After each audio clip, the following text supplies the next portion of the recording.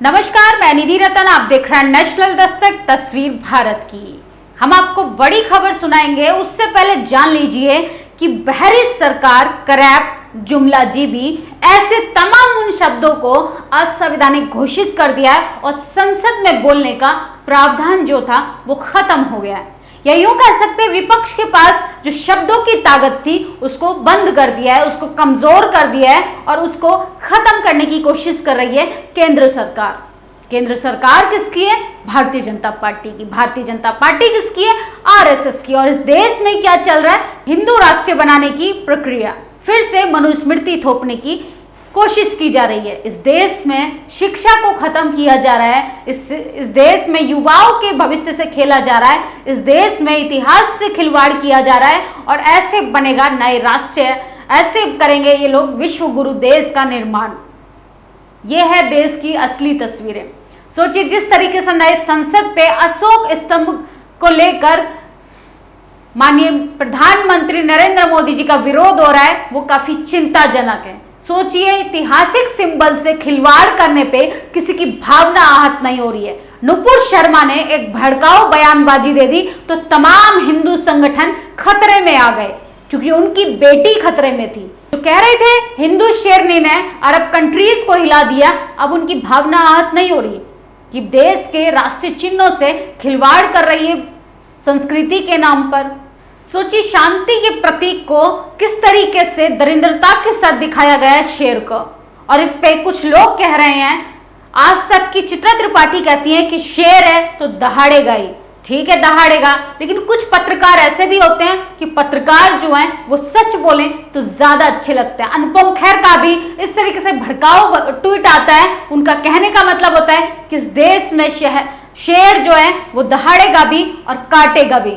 ये है हमारे देश की स्थिति कि एक फिल्म लाई जाती है द कश्मीर फाइल्स, तब इस देश में आग लगाई जाती है। नुपुर शर्मा का भड़काऊ बयानबाजी पे फिर इस देश में आग लगाई जाती है। पत्थरबाजी होते हैं, हिंदू मुसलमान होते हैं, तमाम उन मुद्दों को शांत कर दिया जाता है जो युवाओं की जिंदगी से जुड़े हैं। सोचिए, अग्निवीर योजना को कैसे समाप्त कर दिया एक नुपुर के बयान ने। यह है देश की हकीकत। और अब संसद में आप शब्दों का भी इस्तेमाल नहीं कर सकते। अब विपक्ष के पास उतनी भी ताकत नहीं रह गई कि उस सरकार का विरोध कर पाए। सोचिए, लगातार सरकार वही काम कर रही है जो उसके फायदे की है। नया संसद बना रही है, लेकिन नया संसद बनाने से विकास नहीं होगा। नया संसद बनाने से जीडीपी का स्तर ऊपर नहीं उठ जाएगा। नया संसद बनाने से बेरोजगारी खत्म नहीं हो जाएगी। नया संसद बनाने से महंगाई खत्म नहीं होगी। नया संसद बनाने से स्कूल, कॉलेज, यूनिवर्सिटी में हो रही कास्ट एट्रोसिटी खत्म नहीं होगी। लगातार दलितों पे, आदिवासियों पे जो अत्याचार हो रहा है, नया संसद बनाने से वो खत्म नहीं होंगे। जरूरत है इस देश में संविधान को इम्प्लीमेंट करने की, न कि नया संसद बनाने की। इस देश में नया संसद बनाने के लिए पैसे हैं। इस देश में ऑक्सीजन के बिना लोग मर रहे थे। किसान 1 साल से ज्यादा समय तक सड़कों पर थे, लेकिन इस सरकार के पास पैसे तक नहीं थे। सोचिए, पीएम केयर फंड में ये लोग चंदा मांग रहे थे देशवासियों से, उसका हिसाब कहाँ है? जनता के पैसे से ही कि आलीशान संसद बना रहे हैं, आलीशान बीजेपी दफ्तर बना रहे हैं, लेकिन और विपक्ष की ताकत जो है ये उससे घबरा रहे हैं। जो सरकार की आलोचना करेगा, चाहे पत्रकार हो चाहे विपक्ष का नेता हो, उसकी आवाज को कैसे खामोश कर रहे हैं, ये काफी शर्मनाक है।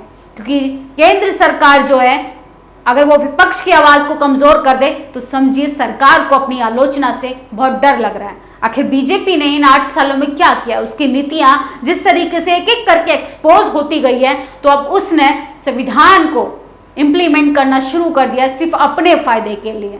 जहां पे अत्याचार होता है, जहां जातिवाद होता है, जहां लगातार ह्यूमन राइट्स का हनन हो रहा है, वहां पे संविधान इंप्लीमेंट नहीं किया जाता। लेकिन जैसे ही सरकार पे बात आती है, जैसे मोदी पर बात आती है, तो वो असंवैधानिक तरीके से शब्दों को बैन कर देते हैं। सोचिए, कैसे हम विरोध करें सरकार का? कुछ लिख नहीं सकते, अब ट्विटर बैन कर देते हैं, पत्रकार को गिरफ्तार कर लेते हैं।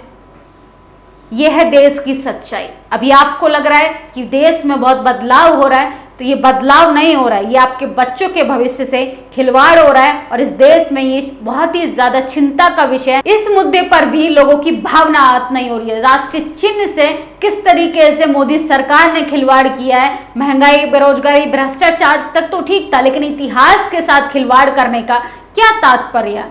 ये मोदी सरकार से सवाल है, ये भारतीय जनता पार्टी से सवाल है, ये आरएसएस से सवाल है कि आखिर वो करना क्या चाहते हैं इस देश में। संसद में ये शब्द असंसदीय माने जाएंगे। पीटीआई की ये रिपोर्ट है। बहरी सरकार, करैप, दोहरा चरित्र, दलाल, दादागिरी, दंगा, तानाशाह, तानाशाही, विनाश पुरुष, खालिस्तानी, खून की खेती। कोई बोलेगा तो कार्रवाई से निकाल देंगे। सोचिए, आप विपक्ष का जो भूमिका रह गई है उस पर आप विरोध भी नहीं कर सकते। आप विपक्ष की जो विरोध करने की प्रक्रिया थी उस पर भी सरकार ने स्टे लगा दिया, उस पर भी रोक लगा दी है कि आप असंवैधानिक शब्दों का इस्तेमाल नहीं कर सकते। हमारे नरेंद्र मोदी जो हैं, भारतीय जनता पार्टी के जो प्राइम मिनिस्टर हैं, वो असंवैधानिक काम कर सकते हैं, वो असंवैधानिक इस देश में राष्ट्रीय चिन्हों से खिलवाड़ कर सकते हैं, वो असंवैधानिक तरीके से लाखों लोगों को मरने के लिए छोड़ सकते हैं, वो असंवैधानिक तरीके से लाखों लाश से गंगा में तैरने के लिए छोड़ सकते हैं, वो असंवैधानिक तरीके से लाखों किसानों के ऊपर गाड़ी चलवा सकते हैं और आरोपी को वो जेल में भी नहीं डाल सकते। ये है देश की तस्वीर। लेकिन कोई सरकार से सवाल कर ले तो उनकी भावनाएं हर्ट्स हो जाती हैं, उनके सेंटिमेंट्स हर्ट्स हो जाते हैं। भारतीय जनता पार्टी, तमाम हिंदू संगठनों की बात करें तो इन लोगों को कुछ नहीं आता, सिर्फ हिंदुत्व के नाम पे रोना रो रहे हैं और इनकी सेंटिमेंट्स हर्ट्स हो रहे हैं। जिसका कुछ हर्ट्स नहीं होता उसकी भावनाएं आहत होती हैं। सूची बेरोजगारी के मुद्दे पे वो लोग खामोश रहते हैं, जाति के मुद्दे पे वो खामोश रहते हैं, बहुजन बेटियों का बलात्कार हो जाता है तब वो खामोश रहते हैं, लेकिन हिंदू मुसलमान का मुद्दा जैसे ही आता है तो उनकी भावनाएं आहत हो जाती हैं, उनके अंदर का मानव प्राणी जाग जाता है और वो डंडा और झंडा लेके सड़कों पर आ जाते हैं। ये है देश की स्थिति। जब तक धर्म इंसान के दिमाग पर हावी रहेगा, इस देश में रोजी रोटी का मुद्दा कमजोर पड़ता रहेगा। यह है देश की सच्चाई। जुमला जीवी कितना प्यारा शब्द है, उपाधि है, उनको क्या दिक्कत है इससे? खैर, विपक्ष चाहे तो जुमला जीवी की जगह जुमलेश्वर का इस्तेमाल कर सकता है, शायद किसी की भावना आहत ना हो। ये लिखा है रणविजय सिंह ने। सोचिए किस तरीके से लोग विरोध कर रहे हैं, किस तरीके से लोग मोदी सरकार का लगातार उनको खारिज कर रहे हैं कि मोदी सरकार जो है अपनी नीतियों में फेल होती नजर आ रही है, लेकिन कब तक खामोश कराएगी? हिटलर का भी साम्राज्य विलुप्त हो गया, वही होगा मोदी सरकार का। अपनी पावर के वोट के आधार पे आप जो जनता के साथ खिलवाड़ कर रहे हैं उसका खामियाजा एक दिन जरूर भुगतना पड़ेगा, क्योंकि बात रोटी की आएगी। श्रीलंका की जो स्थिति है, भारत की भी वही स्थिति होगी। जब लोगों को, जब पेट की आग सड़कों की आग बन जाएगी तो आपकी जो संसदीय जो पावर है ना वो कमजोर पड़ जाएगी, क्योंकि अभी जनता जागरूक नहीं हुई। अभी जनता ने जो ठेका लिया है वो धर्म बचाने का लिया है। धर्म बचाने के बजाय जब रोटी बचाने की बारी आएगी तो इस देश में कोहराम मच जाएगा, इस देश में सत्ताएं हिल जाएंगी, इस देश में जो है पूंजीपति जो लोग हैं, जो लगातार हिंदू मुसलमान करते हैं, उनका भी रौद्र रूप खत्म होगा। ये है देश की सच्चाई कि आम जनता की भावनाओं के साथ कैसे खेल रही है सरकार, हिंदुत्व के नाम पे, अच्छे दिन के नाम पे, 8 साल पे मिसाल के नाम पे। और जनता को लग रहा है कि मोदी सरकार जो है वो बहुत अच्छा काम कर रही है। नाटक, पाखंड और असक्षम संसदीय शब्द अब संसद में नहीं बोल सकते हैं। सोचिए, संसद का मानसून सत्र 18 जुलाई से शुरू होगा। पहले लोकसभा सचिवालय से असंसदीय शब्दों और भावों को सूचीबद्ध करने वाली नई पुस्तिका जारी की है। इसके अनुसार लोकसभा और राज्यसभा की कार्यवाही में जुमला जीवी, बाल बुद्धि, कोविड स्प्रेडर, इस तरीके से शब्द जो है इस्तेमाल नहीं कर सकते। भले ही छत के ऊपर लोकतंत्र के सिंह दहाड़ रहे हों, लेकिन संसद में अब प्रधानमंत्री की आलोचना करना भी मुश्किल है। एक तरफ तो वो दहाड़ता हुआ शेर लगा रहे हैं, दूसरी ओर वो आलोचना से घबरा रहे हैं। तो उस मूर्ति को उखाड़ कर फेंक दीजिए, बुलडोजर चला दीजिए इस देश की डेमोक्रेसी पे, बुलडोजर चला दीजिए इस देश के संसद पे, बुलडोजर चला दीजिए इस देश की मानव प्रणाली पे, बुलडोजर चला दीजिए इस देश के ह्यूमन राइट्स पे, क्योंकि तिल तिल के मारना जनता को ये शोभा नहीं देता।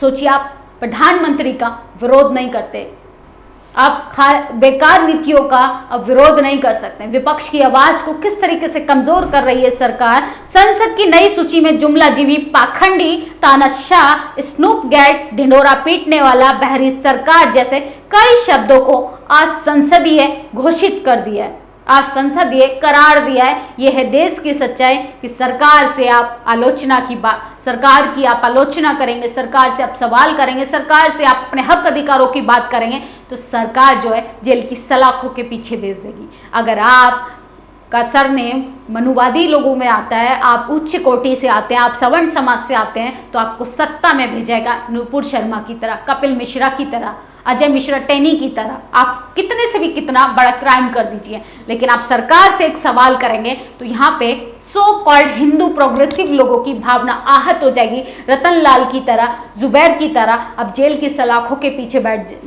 सोचिए सरकार को कितना डर लगता है। और आने वाले टाइम में सोशल मीडिया को भी सरकार बैन करने वाली है। सरकार वही करेगी जो उसके लिए अच्छा है। इन सब चीजों पे आपकी क्या प्रतिक्रिया है? क्या सरकार का विरोध करना भी सरकार को नहीं भा रहा है? क्या इस देश में संवैधानिक राइट्स खत्म हो रहे हैं? इस देश में मानव अधिकार खत्म किए जा रहे हैं? इस देश में मनुस्मृति लागू की जा रही है? इस देश में फिर से वही गले में हांडी पीछे झाड़ू की प्रक्रिया शुरू हो रही है? आप अपनी राय कमेंट बॉक्स में जरूर दें, क्योंकि आपकी राय हमारे लिए जरूरी है। अगर आप सोच नहीं रहे, अगर आप खामोश हैं, तो अगला नंबर आपका है। नेशनल दस्तक की आपसे गुजारिश है कि अगर इसको बचाना चाहते हैं तो नेशनल दस्तक को सब्सक्राइब करने के लिए रेड कलर के सब्सक्राइब बटन को दबाएं, फिर बेल आइकन की घंटी दबाएं। नेशनल दस्तक को बचाने के लिए बहुत जरूरी है कि हर खबर को शेयर करें, लाइक करें, कमेंट जरूर करें।